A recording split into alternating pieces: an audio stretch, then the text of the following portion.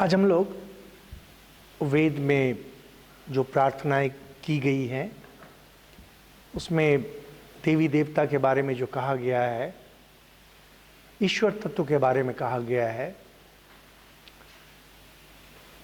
इनका मूल क्या है, वेद क्या कहना चाहते हैं। पहले इस तत्व का निरूपण हम लोग करेंगे और उसके बाद कुछ चुने हुए मंत्र। सब मंत्र करनी तो संभव नहीं है और सारे सूक्त जो प्रार्थनाएं हैं सबका करना तो असंभव है। कुछ केवल एक आप लोगों को एक आभास मात्र देने के लिए वेद में क्या है, हम लोग कुछ चुने हुए मंत्र की व्याख्या करेंगे और एक दो सूक्त के बारे में भी आलोचना करेंगे। जिन्होंने ओम और गायत्री के बारे में सुना, हम लोग जब पिछली बार बात कर रहे थे वहाँ पर हम लोगों ने आलोचना की कि लोग ओम का जप करते हैं, गायत्री मंत्र का भी जप करते हैं, लेकिन महत्वपूर्ण चीज ध्यान होता है।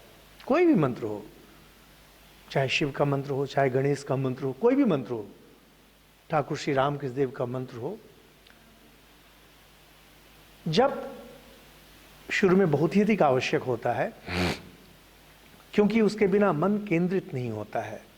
लेकिन जब मन थोड़ा केंद्रित होना शुरू हो जाए और अपने इष्ट के प्रति जब थोड़ी भक्ति जग जाए, उसके बाद बहुत आवश्यक होता है कि ध्यान किया जाए, क्योंकि ध्यान के बिना आध्यात्मिक ज्ञान नहीं होता है। जब से हम लोग वेद के बारे में आलोचना कर रहे हैं, हम लोग यह बात बार बार करें कि हमारे ऋषिगण भी ध्यान की गहराई में जाकर के इन मंत्रों का उद्धार किए थे। आज हमारे पास जो भी वेद में मंत्र हैं या किसी भी धर्म के जो धर्म गुरु रहे हैं, प्रवर्तक रहे हैं, उन्होंने अपने धर्म में जो कुछ कहा है, उनके धर्म ग्रंथों में जो कुछ भी कहा गया है, वे सब शुरू में ध्यान की गहराई के माध्यम से ही उन्हें यह ज्ञान प्राप्त हुआ था। कोई व्यक्ति सच में अगर आध्यात्मिक बनना चाहता है, वास्तव में, उसके लिए ध्यान अत्यावश्यक है।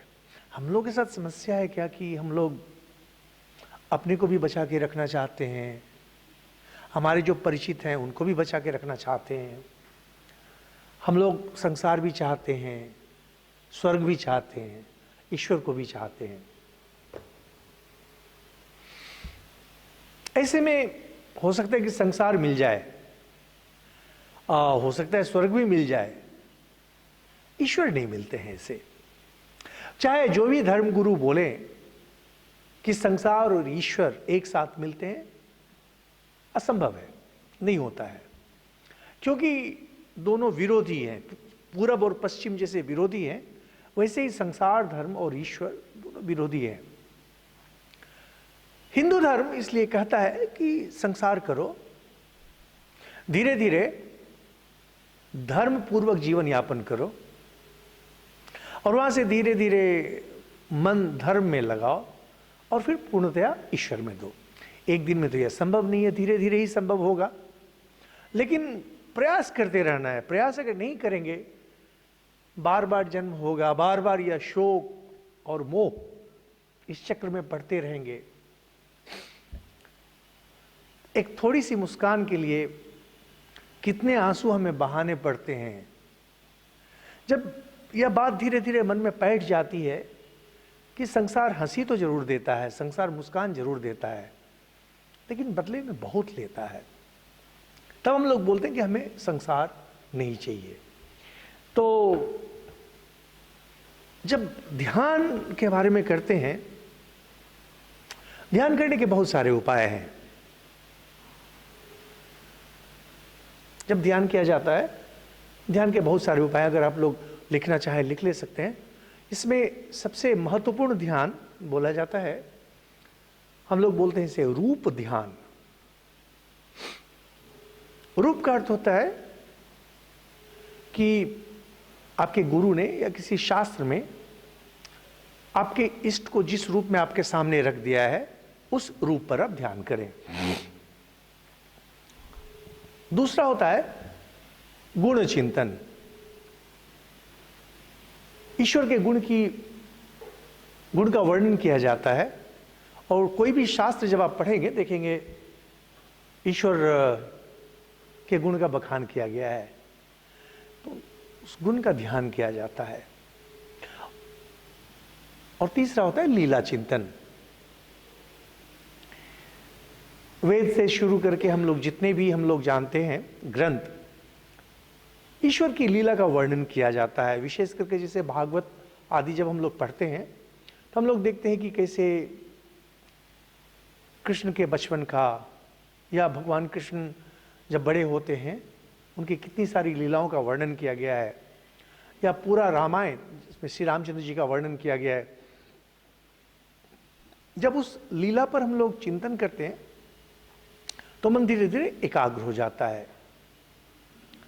गुण, रूप, लीला, और इन तीनों को मिला करके एक चौथा बनता है नाम।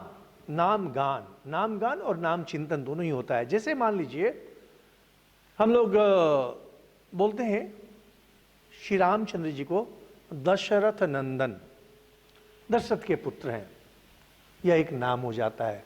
तो अब दशरथ नंदन जब बोला जा रहा है, लोग सोच सकते हैं कि दशरथ के पुत्र हैं श्री रामचंद्र जी, और उसी चीज पर ध्यान करते रहते हैं और उसी के अनुरूप नाम जप करते रहते हैं। तो साधारणतः जो नाम दिया जाता है,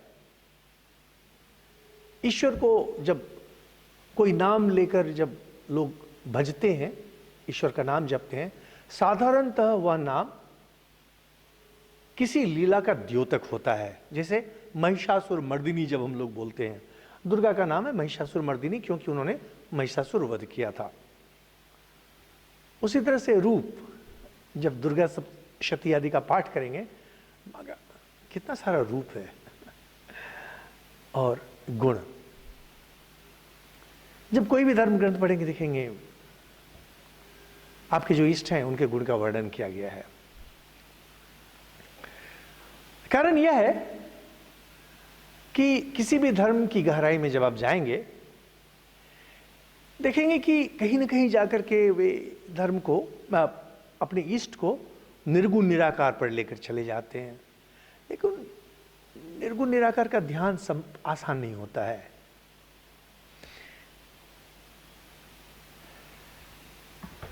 बहुत सारे धर्म में देखिएगा उसके जो अनुयायी हैं अपने को निर्गुण निराकार का अनुयायी मानते हैं और बाकी लोगों को बोलते हैं ये लोग प्रतिमा पूजक है, मूर्ति पूजक है, मारो। लेकिन उनको अगर पूछा जाए कि आप जो निर्गुण निराकार है उसकी पूजा करते कैसे हैं, तो उनके पास कोई उत्तर नहीं रहेगा, क्योंकि वो समझते नहीं हैं।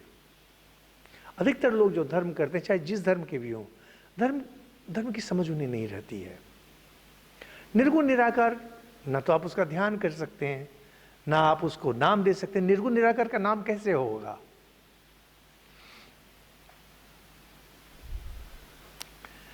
इस सब के कारण क्या हुआ कि निर्गुण निराकार को कुछ गुण दे दिया जाता है,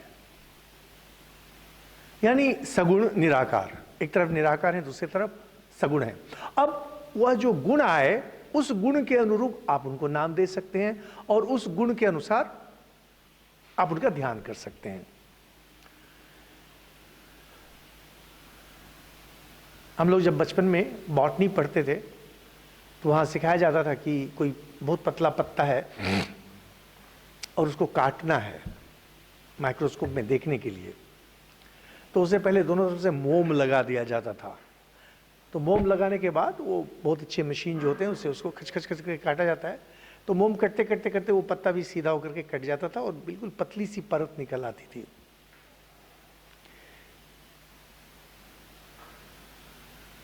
ईश्वर का जब ध्यान करना होता है,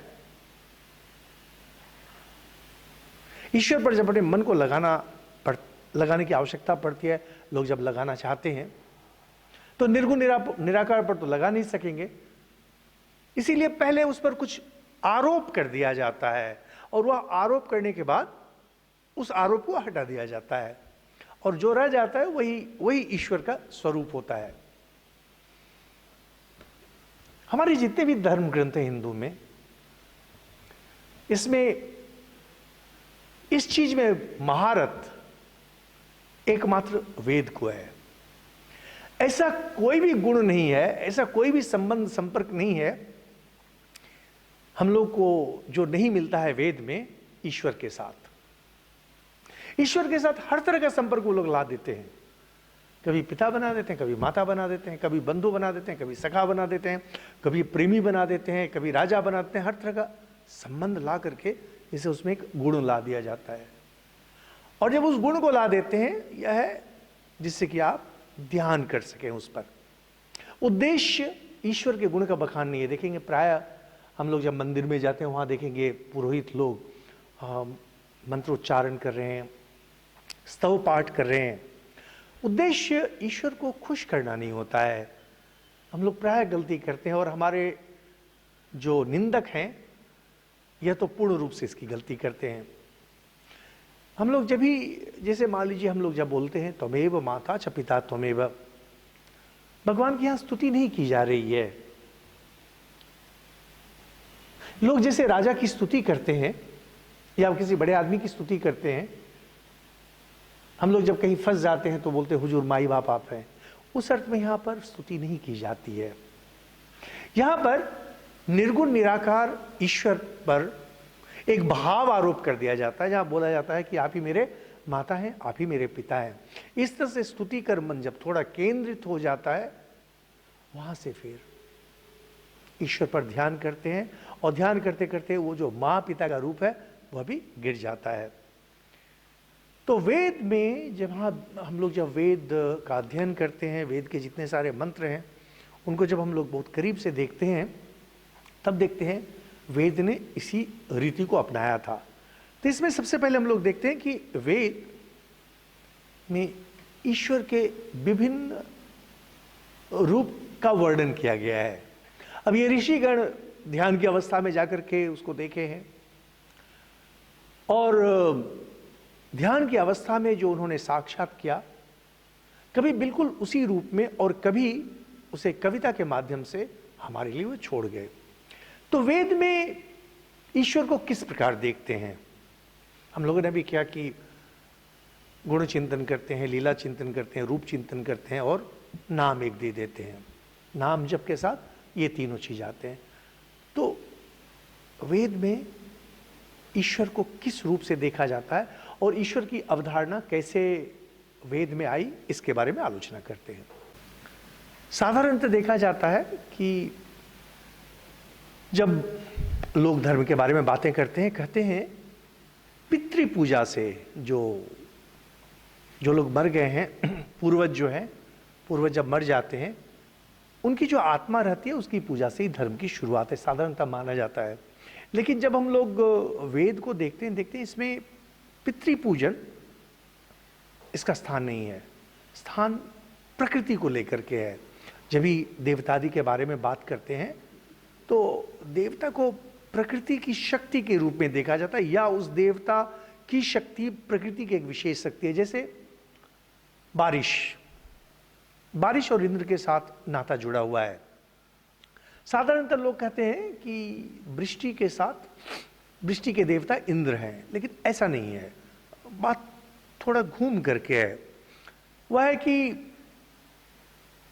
इंद्र देवता के पास बहुत सारी शक्तियां हैं, उनमें से एक क्षमता है वृष्टि देने की क्षमता।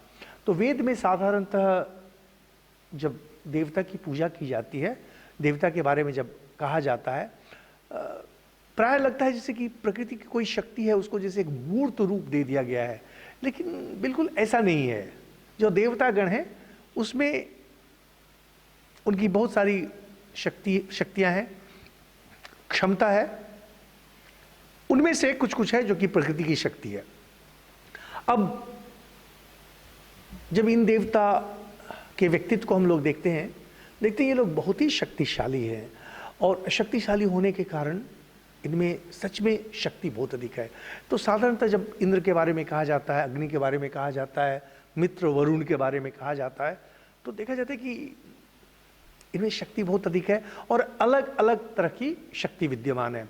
कभी कभी जब वेद मंत्र आते हैं, हम लोग देखते हैं कि एक देवता को एक शक्ति प्रदान की गई है या एक देवता में एक शक्ति विद्यमान है, वही शक्ति दूसरे में भी विद्यमान है। इसके बारे में जैसे जैसे हम लोग आगे बढ़ेंगे और आलोचना करेंगे। साधारणतः जितने सारे देवी देवता हैं वेद में, इनको कहते हैं 3 श्रेणी में इसका विभाजन किया जा सकता है। कुछ देवता हैं जो पृथ्वी के देवता हैं, कुछ हैं जो अंतरिक्ष के देवता हैं, कुछ देवता हैं जो कि स्वर्गलोक के देवता हैं। इस 3 से फिर आया कि कितने देवता हैं, तो कहते हैं कि 3 देवता हैं, कोई कहते हैं 33 देवता है, वहां से आता है 33 करोड़ देवी देवता है। लेकिन मूलतः इन्होंने जो वेद में किया, पृथ्वी के देवता हैं, पृथ्वी पर देवता हैं, अंतरिक्ष में और स्वर्ग में। स्वर्ग के देवता वो अधिक शक्तिशाली हैं और उनके बारे में अधिक मंत्र हम लोग को वेद में मिलते हैं। बहुत मजेदार चीज है कि प्रायः एक कोई गुण उसको देवी या देवता बना दिया जाता है। जैसे इंद्र का एक गुण था जिसको बोलते हैं धाता, धारण करने की क्षमता,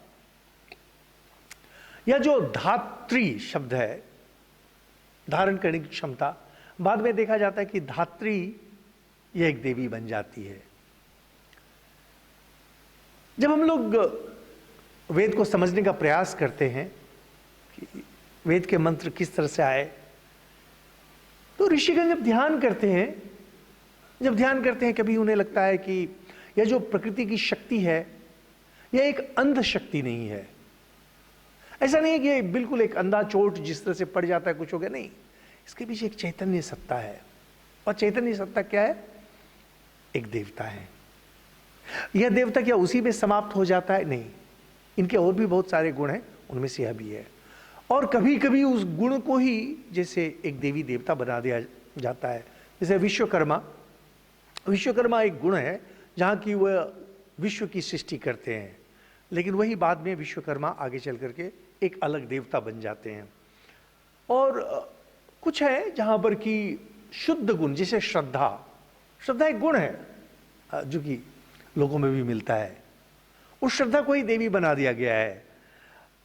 उसी तरह से बोलते हैं कि बहुत सारी है, जिसे एक है अनुमति बना होता है किसी को कुछ अनुमति प्रदान करना, यह भी एक देवी बन जाती है। क्रोध, यह भी एक बन जाता है। फिर निवृत्ति है रोग के बारे में, यह भी एक देवी बन जाती है। इसमें साथ में हम लोग देखते हैं कि अदिति, जिनके संतान बाद में आदित्य कहलाए, इंद्र आदि देवता, यह एक विशेष शक्ति थी जिसमें कि एक शुद्धता विद्यमान थी, जहां चरित्र शुद्ध है, मन शुद्ध है, इसको अदिति बोलते हैं। बाद में अदिति एक देवी बन गई, जहां से फिर देवतागण का जन्म हुआ।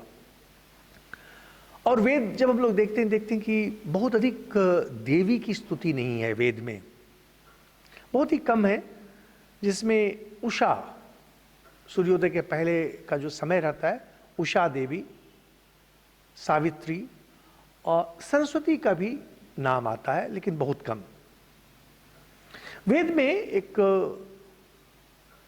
बहुत मजेदार वर्णन आता है जहां 2 देवता हमेशा एक साथ आते हैं, जिसमें जैसे मित्र और वरुण, इंद्र और अग्नि उतना नहीं, लेकिन मित्र और वरुण प्राय आते हैं।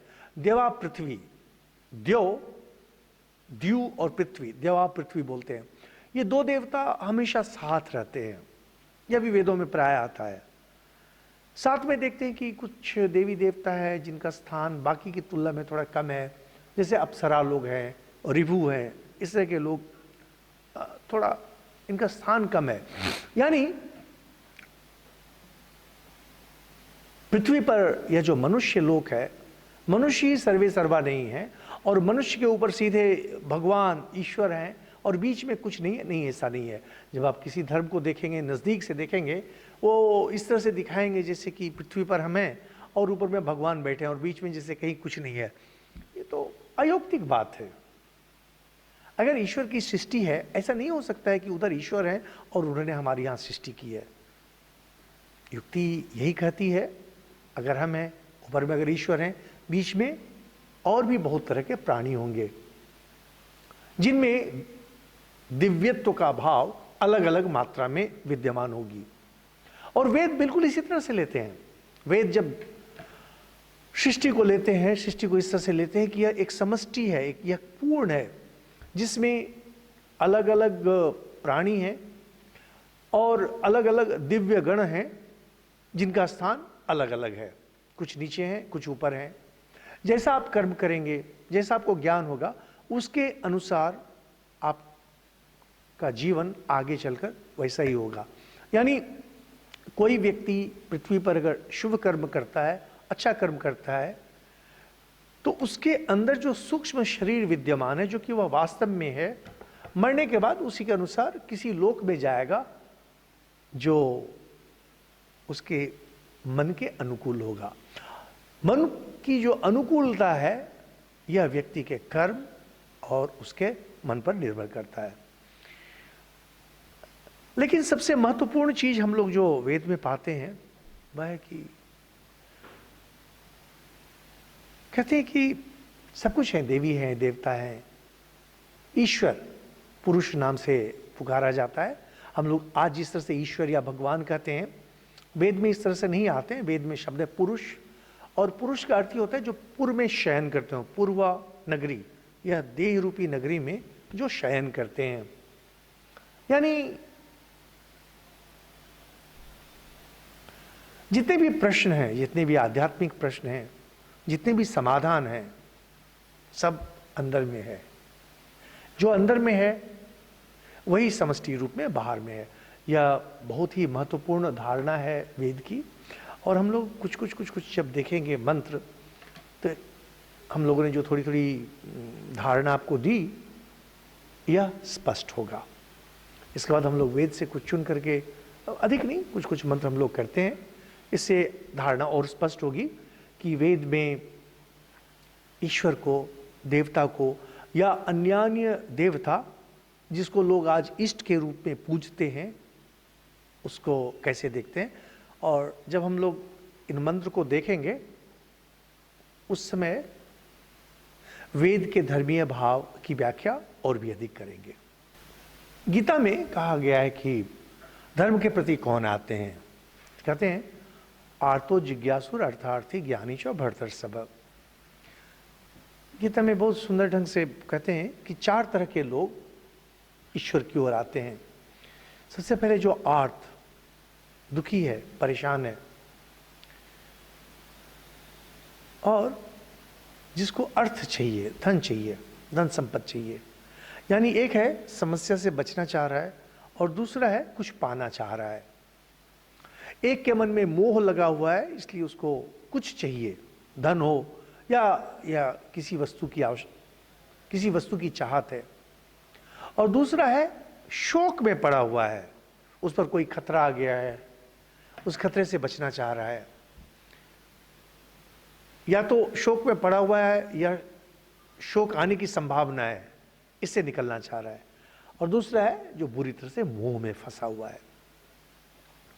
इन दोनों के पार एक तीसरे होते हैं जिनके मन में कुछ जिज्ञासा आती है, ईश्वर क्या है, ईश्वर क्या सच में है। इन्हें ये लोग कहते हैं जिज्ञासु। अधिकतर लोग जो धर्म के पथ पर आते हैं जिज्ञासु ही आते हैं। जब हम लोग श्री रामकृष्ण देव की जीवनी देखते हैं तो उन्होंने जब अपना धर्म जीवन शुरू किया, जिज्ञासु के रूप में शुरू किया।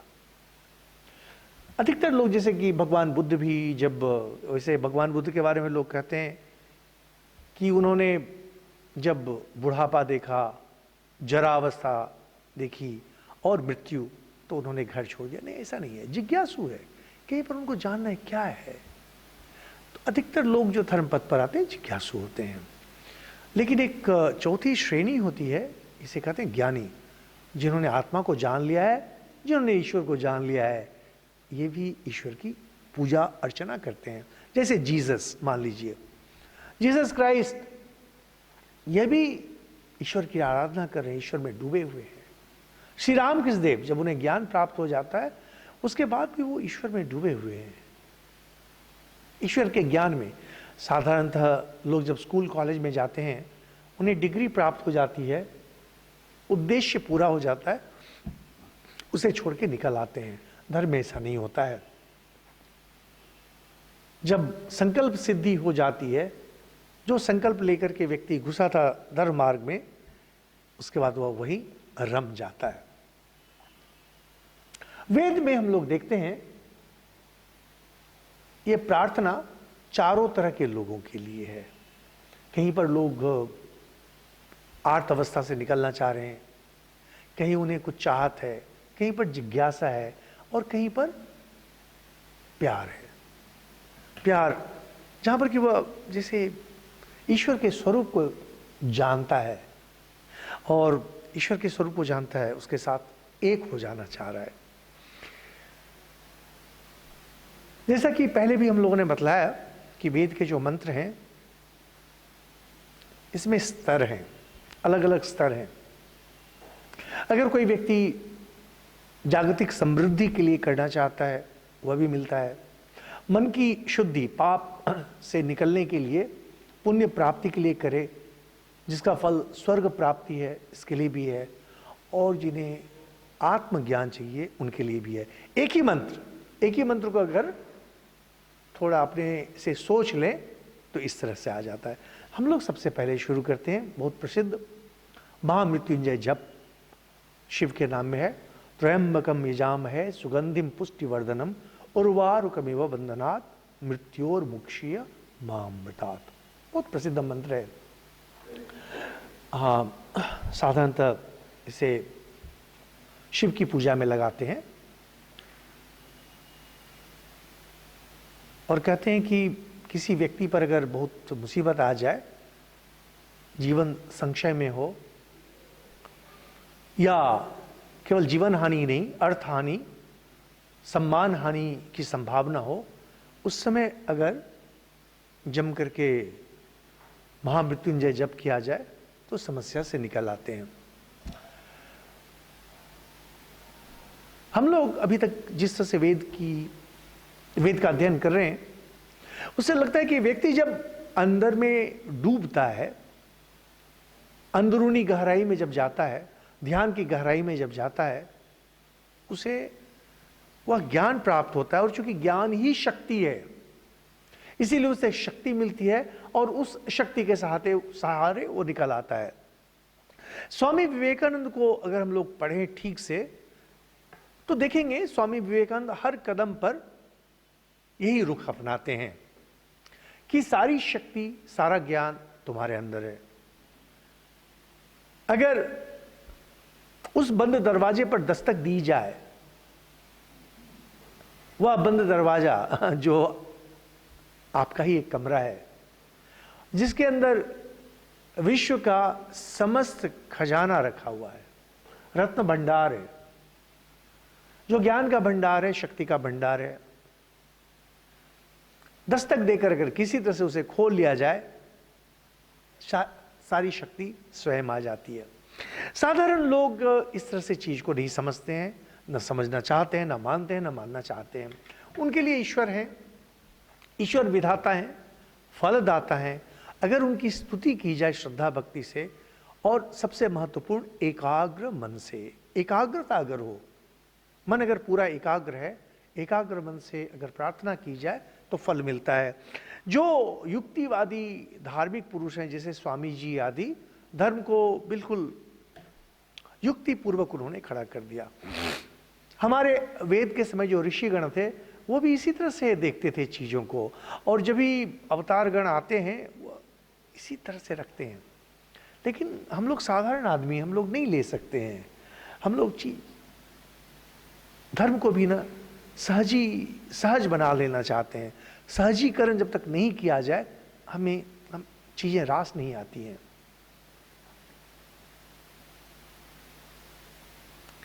त्र्यंबकम यजामहे, यह ध्यान मंत्र है, शिव का ध्यान मंत्र है। इसे यहां पर एक साधारण बात कहें कि आज हम लोग जिस तरह से शिव की पूजा करते हैं और हम लोग शिवरात्रि मनाते हैं, वेद में उस तरह से शिव का उल्लेख नहीं है। रुद्र का उल्लेख अभी हम लोगों ने बतलाया। और जैसे हम लोग डुअल डिविनिटीज, जहां पर कि दो देवता साथ हैं, उसी तरह से कुछ कुछ देवताओं का उल्लेख किया गया है जहां पर वो पूरा दल बनाकर रहते हैं, पूरे ग्रुप में हैं।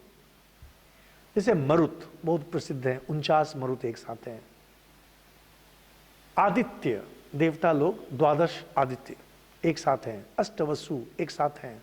उसी तरह से रुद्र एकादश हैं, 11 रुद्र हैं। तो वेदों में अलग अलग ढंग से देवताओं की अवधारणा की गई है। रुद्र के बारे में है, वेद में मिलता है, और बहुतों का कहना है कि उसी समय पशुपति की पूजा होती थी जो वैदिक मत के नहीं थे। आगे चलकर यह पशुपति और रुद्र और शंकर सब मिल करके व्यास आदि के समय या और भी बाद में सारे व्यक्तित्व को मिला करके एक व्यक्तित्व दे दिया गया, शिव। यहां पर जैसे कि हम लोगों ने जब बात शुरू की थी उसमें हमने कहा था ईश्वर निर्गुण निराकार है, लेकिन निर्गुण निराकार का ध्यान करना संभव नहीं होता है। निर्गुण निराकार का ध्यान करने के लिए सबसे पहले आपका जो मन है इसे गिरा देना पड़ेगा। गीता में इसलिए बोलते हैं कि व्यक्ति जब अपने शरीर चेतना से बाहर निकल जाता है, इंद्रिय और मन की चेतना से बाहर निकल जाता है, तभी वह निर्गुण निराकार का ध्यान कर सकता है। यह तो संभव नहीं है। इसीलिए हम लोग क्या करते हैं, एक मुखौटा लगा देते हैं। अनंत है, अनंत पर एक मुखौटा लगा दिया। जैसे कभी कभी आप लोगों ने देखा होगा, आजकल बहुत प्रचलित हुआ है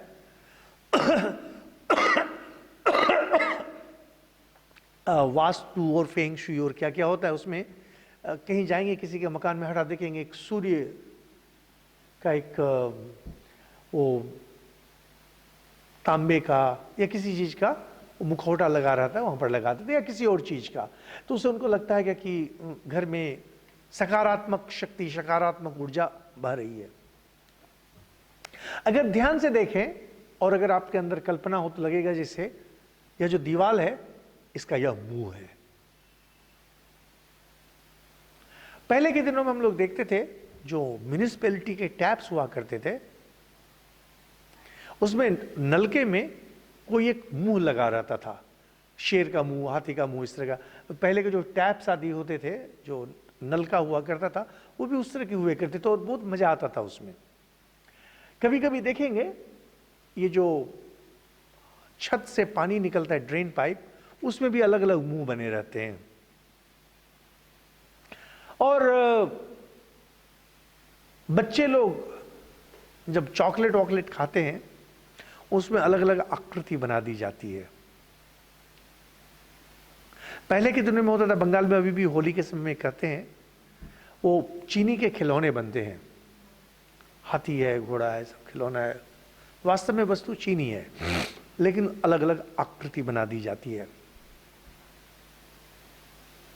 हिंदू लोग जब ईश्वर की बात आती है, ईश्वर को अनंत मानते हैं, लेकिन जानते हैं कि यह अनंत या अनंत शक्ति है, अनंत ज्ञान है, लेकिन न तो हम इसका ध्यान कर सकेंगे, न हम इसकी पूजा कर सकेंगे। इसलिए उस पर एक मुखौटा लगा देते हैं। मुखौटा कभी महत्वपूर्ण नहीं होता है, उसके पीछे जो सत्य है वही महत्वपूर्ण होता है। जब ये बोलते हैं शिव या राम, या कल को आपको एक नया नाम ले आते हैं, ईश्वर का कोई नया नाम ले आते हैं, नाम वहां पर कभी महत्वपूर्ण नहीं हो रहता है। हमेशा आपको देखना पड़ेगा कि जिसके बारे में कहा जा रहा है उसका गुण क्या है। जैसे हम लोग रामायण, अध्यात्म रामायण की आलोचना इतने दिनों तक कर रहे थे, देखेंगे कहानी थोड़ी सी आगे बढ़ती है, उसके बाद तुरंत जो ग्रंथकार हैं श्री रामचंद्र जी का वर्णन करना शुरू करते हैं, गुण वर्णन करना शुरू करते हैं। उस गुण वर्णन में जो अनंत ईश्वर है उसी का वर्णन रहता है। रामचरितमानस में देखेंगे शुरू के तरफ यह भाव बहुत अधिक है, लेकिन जैसे जैसे कहानी आगे बढ़ती है यह भाव थोड़ा थोड़ा कमना शुरू हो जाता है। कहानी का वर्णन अधिक आता है और बीच बीच में ईश्वर का गुण, उसका भी वर्णन रहता है। लेकिन जो सही में धर्म ग्रंथ रहते हैं, जैसे भागवत आदि अगर ठीक से पढ़ा जाए तो वहां पर है, वहां पर श्री कृष्ण की बाल लीला इसका वर्णन है। लेकिन जरा सा जाने के बाद ही तुरंत आ जाएगा जो अनंत ईश्वर अनंत है इसका वर्णन। अब वेद में रुद्र थे कि नहीं, वेद में शिव थे कि नहीं, वेद में शंकर थे कि नहीं, यह सब कुछ भी महत्वपूर्ण नहीं है। महत्वपूर्ण है कि आज जब हम शिव को देख रहे हैं, उनकी जब स्तुति की जाती है, स्तुति में किस या किन किन गुणों का वर्णन होता है। अभी जैसे कि यहां पर हम लोग अभी देखेंगे इस मंत्र में, यह ऋग्वेद में आता है। ऋग्वेद में 10 खंड हैं या स्कंद बोल सकते हैं ये लोग। इनके लिए एक शब्द है अनुवाक, ये 7वें में आता है। त्र्यंबकम यजामहे सुगंधिम पुष्टिवर्धनम उर्वारुकमिव बंधनात् मृत्योर्मुक्षीयमामृतात्। त्र्यंबकम, जिनके 3 नेत्र हैं, त्र्यंबकम। तो शिव को साधारणतः कहा जाता है त्र्यंबकम, 3 नेत्र वाले। कहते हैं 2 ऐसे नेत्र हैं और तीसरा उनका ज्ञान नेत्र रहता है। अभी अगर आप लोग बिल्कुल जो बायोलॉजी में विशेष करके दिमागी विज्ञान जो है न्यूरो साइंसेस में, इसको लेके अगर अध्ययन करेंगे तो बोलते हैं कि दिमाग के अंदर, व्यक्ति के दिमाग के अंदर बिल्कुल सच में एक तीसरी आंख होती है। और जैसे शिव के इसमें है ना, बिल्कुल उसी तरह से लंबी सी एक छोटा सा रहता है पीछे की ओर, और वो सच में देख सकता है। अभी अधिक दिन नहीं हुआ है, वैज्ञानिक लोगों ने इस पर शोध किया है, वो सच में देख सकता है। और लेकिन चूंकि वह दिमाग का हिस्सा है तो इस आंख की तरह वह नहीं देखता है। खैर, हमारे जो पूर्वज थे उन्होंने उस तरह से नहीं देखा था। उनका कहना था कि ये जो 2 आंखें हैं यह संसार को देखता है, लेकिन संसार के पीछे जो सत्य है इसको देखने के लिए ज्ञान की आवश्यकता होती है, और उस ज्ञान चक्षु को कहते हैं तीसरी आंख। और बाद में इस तीसरी आंख को इतना महत्व दिया गया कि भगवान अगर तीसरी आंख खोल दें तो संसार भस्म हो जाएगा। सच में भस्म हो जाएगा। आप भी अगर आप अपनी तीसरी आंख खोल दें, संसार भस्म हो जाएगा, क्योंकि तीसरी आंख ज्ञान स्वरूप है। ज्ञान आग के समान होता है। जैसे आग चीजों को जला देती है, आग काठ को जला देती है, कितनी बड़ी काठ की राशि रहे, एक तीली उसे जला देगी। उसी तरह से ज्ञान या जो संसार प्रपंच है, जगत प्रपंच है, ज्ञान उसे जला देता है। और वहां से ला करके अब उस तरह से बना दिया कहानी में कि शिव ने खोल दिया, कामदेव भस्म हो गए। ये सब कहानी के लिए है, लेकिन है क्या कि किसी भी चीज के प्रति हम लोग जब मोहित हो जाते हैं, आकर्षित हो जाते हैं, उसका बाहरी रूप देख करके, उसका जो अंदरूनी रूप है वह केवल ज्ञान के द्वारा प्रकाशित होता है। शिव को उसी ज्ञान के रूप में देखा जाता है। इसलिए कहते हैं त्र्यंबकम यजामहे सुगंधिम पुष्टिवर्धनम। बोलते हैं क्या कि ये जो शिव है, यहां पर असल में शिव नहीं कहा जा रहा है, यहां पर केवल कहा जा रहा है त्र्यंबकम, त्रिनेत्र वाले। यह सुगंधी, सुगंध का विस्तार करते हैं। और पुष्टिवर्धनम, हमारे अंदर जो पुष्टि है, हमारा जो स्वास्थ्य बना हुआ है, या कोई भी चीज जब पूर्णता को प्राप्त होती है, जैसे मान लीजिए फसल है, जब गेहूं कोई बोते हैं उसमें जो पूर्णता प्राप्त होती है, पूर्णता अगर नहीं रहेगी तो फसल बर्बाद हो जाएगी। हमारे जीवन में अगर पूर्णता नहीं आए हम बर्बाद हो जाएंगे। पुष्टिवर्धनम, संसार में जहां भी पुष्टि है, नदी अगर भरी हुई है, नदी अगर सूखी हुई नहीं है तो हम लोग बोलते हैं पुष्ट है। किसी चीज को जब देखते हैं ना कि उसने पूर्णता को प्राप्त कर लिया है, हम लोग कहते हैं यह पुष्ट है। आम अगर जैसा होना चाहिए उस तरह का होता है, बोलते हैं पुष्ट है। यह पुष्टि ईश्वर कृपा से होती है। हम लोग ऐसा मानते हैं, जब ईश्वर की कृपा रहती है तभी यह पुष्टि आती है। इसी को बोलते हैं पुष्टिवर्धनम। हे शिव, आप वो पुष्टिवर्धक हैं। और इसलिए उर्वारुकमिव, उर्वारुक इसका अर्थ होता है खीरा या तरबूज, उस तरह के फल, उस तरह के फल को उर्वारुक बोलते हैं। उर्वारुकमिव बंधनात् मृत्यु और मुक्षिया मामृतात्। बोलते हैं कि जैसे खीरा जब पुष्ट हो जाता है, पुष्ट होने के बाद उसे तोड़ लिया जाता है। उसके पहले अगर तोड़ेंगे तो वह खिच्चा रहेगा। आम, अभी बोर बना है, उसको अगर तोड़ लेते हैं तो पुष्ट नहीं हुआ। तो बोलते हैं, हे प्रभु, आप पुष्टिवर्धक हैं, आप सुगंध फैलाने वाले, आप यश फैलाने वाले हैं। मैं आपसे प्रार्थना करता हूं, हे प्रभु, मेरा जीवन पुष्ट रहे, मेरा जीवन सुगंधित हो, यश रहे, और जीवन से मुझे कच्ची अवस्था में नहीं तोड़ लिया जाए। हम लोग मानते हैं, हिंदू लोग मानते हैं कि एक व्यक्ति साधारणतः 100 साल जीवित रहता है। अगर 100 साल भी नहीं जीवित रहता है, मान लीजिए कम उम्र भी है, साधारणतः कहते हैं कि व्यक्ति जब अपने नाती पोता का मुंह देख ले, पहले के दिनों में तो 60 साल की उम्र होते होते हो जाता था, अच्छा बुरा आपको जो भी करना है 60 साल की उम्र होते होते कर लेते थे। अब तो लोग 70 साल की भी उम्र में शादी कर रहे हैं, दूसरी बात है। लेकिन जब किसी व्यक्ति को लगता है कि मुझे जिंदगी में जितना जो कुछ पाना था मैंने पा लिया, जितना जो कुछ मुझे करना था मैंने कर लिया, अब इस शरीर, इस मन से अब कुछ नहीं होने वाला है। देखेंगे, बहुत दुर्भाग्य की बात है, आजकल लोग अपने माँ बाप से इतना जुड़े रहते हैं, वो जब बीमार हो जाते हैं डॉक्टर बोल देते हैं कि अभी अधिक दिन जिंदा नहीं रहेंगे, तब भी उन्हें ले जा करके अस्पताल में डाल करके और लाखों लाख रुपया खर्च करते हैं, और पता चलता है कि जो आज मरने वाले थे 7 दिन बाद मरे, बीच में 10 लाख उनका निकल जाता है। अच्छा, अगर वो बच भी जाएंगे तो क्या कर लेंगे? आप उनका मुंह देखना छोड़कर और क्या करेंगे? कुछ भी नहीं। पहले यह समझना पड़ता है कि मुझे जीवन में जो पाना था मैंने पा लिया कि नहीं, संसार को जो देना था। जैसे देखिए, एक आलू है,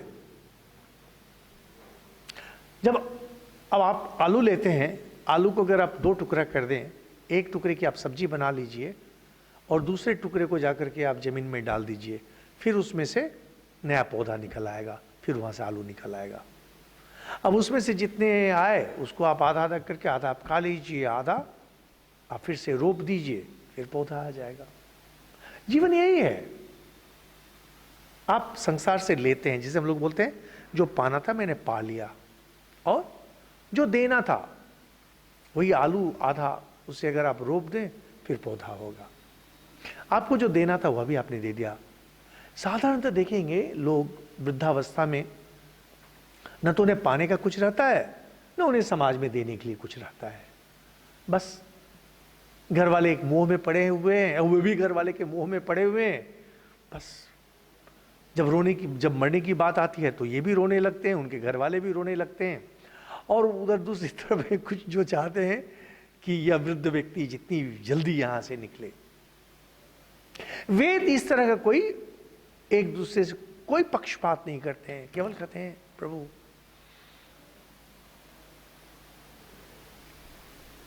पका फल जिस तरह से होता है, खीरा पुष्टि लाभ जब करता है, उसे जिस तरह से तोड़ लिया जाता है, उसी तरह से मुझे इस मर्त्य जगत से तोड़िए, यानी जीवन जब मेरा पुष्ट हो जाए। लेकिन मृत्यु और मुक्षिया मामृतात्, अमृतत्व से लेकिन मुझे मत तोड़िए। यह जो जन्म मृत्यु का संसार है, इससे आप मुझे तोड़िए पके फल की तरह, लेकिन अमृतत्व से मुझे कभी मत तोड़िए। देख रहे हैं, साधारण मंत्र है, जहां पर कि आप संसार में यश, संसार में समृद्धि, सब कुछ की प्रार्थना हो रही है। साथ में मैं समय से पहले नहीं मर जाऊं, इसकी भी प्रार्थना है। लेकिन अमृतत्व यानी आत्मज्ञान, इससे मैं कभी विच्युत नहीं हो सकूं, यह मेरा बना रहे, इसकी प्रार्थना करते हैं। यानी लोग जब महामृत्युंजय जप करते हैं, साधारणतः लोग सोचते हैं कि यह प्रार्थना केवल मरने से बचने के लिए है, लेकिन नहीं, ऐसा नहीं है। महामृत्युंजय जप सब कुछ के लिए है, समृद्धि के लिए भी है, सुख्याति के लिए भी है, मृत्यु से बचने के लिए भी है, और इसमें अमृतत्व की प्रार्थना भी है। त्रयंबकम यजामहे सुगंधिम पुष्टिवर्धनम उर्वारुकमिव बंधनात् मृत्योर्मुक्ष्य महामृतात्, यही है महामृत्युंजय जप। इसके बाद एक विष्णु मंत्र हम लोग लेते हैं, बहुत प्रसिद्ध है, तद विष्णु परमं पदम सदा पश्यन्ति सूर्य दिवीव चक्षुरातमम। यह बहुत अच्छा मंत्र है, और सुबह में अगर इसका पाठ किया जाए तो अंदर में शक्ति बढ़ती है। पूजा आदि के समय विष्णु की आराधना इसी मंत्र से की जाती है। बोलते हैं तद विष्णु परमं पदम, परम पद। ऋषिगण मृत्यु के बाद परम पद पाते हैं। वो बहुत प्रसिद्ध गाना सब पहले का हुआ करता था, वही परम पद पाएगा। परम पद का अर्थ होता है विष्णु पद। विष्णु पद, इसमें तद विष्णु परमम पदम, यह भाव गीता में भी बहुत बार आता है, उपनिषद में भी बहुत बार आता है, लेकिन महत्वपूर्ण है वेद में आता है। कहते हैं कि व्यक्ति जब साधना करता है, साधना कर जब सिद्धि अवस्था में जाता है, अगर वह पूर्ण रूप से सफल नहीं होता है तो किसी स्वर्ग में जा करके वहाँ से फिर वह वापस लौटता है। लेकिन अगर विष्णु लोक में पहुँच जाए, जहाँ पहुँचना बहुत ही मुश्किल है, तो वहाँ से इसे फिर नहीं लौटना पड़ता है। यह मुक्ति की अवस्था है। गीतादि में भी यह जो विष्णु पद बोलते हैं, विष्णु पद का अर्थ होता है मुक्ति की अवस्था, जहाँ से पुनरावर्तन नहीं होता है, व्यक्ति को फिर वापस नहीं आना पड़ता है। तो बोलते हैं तद विष्णु परमम पदम सदा पश्यन्ति सूर्य। सूर्य का अर्थ होता है जो ऋषिगण है, जिनके अंदर ज्ञान है। तो बोलते हैं जो ज्ञानी होते हैं, जो ऋषि हैं, जिनकी ज्ञान चक्षु खुल गई है, यह उस विष्णु पद को साक्षात देख पाते हैं, सर्वदा देख पाते हैं। यह कोई कल्पना की चीज नहीं है। यहां पर किसी देवी देवता को देखने की बात नहीं की जा रही है, उस पद की बात की जा रही है। इसका अर्थ अलग अलग, जिसके कारण जो भाष्यकार होते हैं अलग अलग व्याख्या करते हैं, लेकिन इसकी व्याख्या बहुत ही आसान है, स्पष्ट है। जो भक्त लोग हैं वह कहेंगे विष्णु पद, विष्णु धाम, विष्णु लोक या गोलोक आदि जो कहते हैं। लेकिन जब वेदांत की दृष्टि से इसे देखा जाएगा, इसका अर्थ ही होता है कि यह मुक्ति की अवस्था ज्ञानी पुरुष सदा सर्वदा देखते हैं। अपने गीता में भी पंचदश अध्याय में इस तरह की बातें करते हैं। जो ज्ञानी होते हैं वह जन्म मृत्यु का चक्र साक्षात देखते हैं। उसी तरह से यह मुक्ति की अवस्था ऋषिगण साक्षात देखते हैं। और बोलते हैं कैसे देखते हैं, दिवी व चक्षुरात्मम। जैसे हम लोग साधारण व्यक्ति आकाश की ओर जब देखते हैं तो यह खुला आकाश देखते हैं, या विस्तार देखते हैं।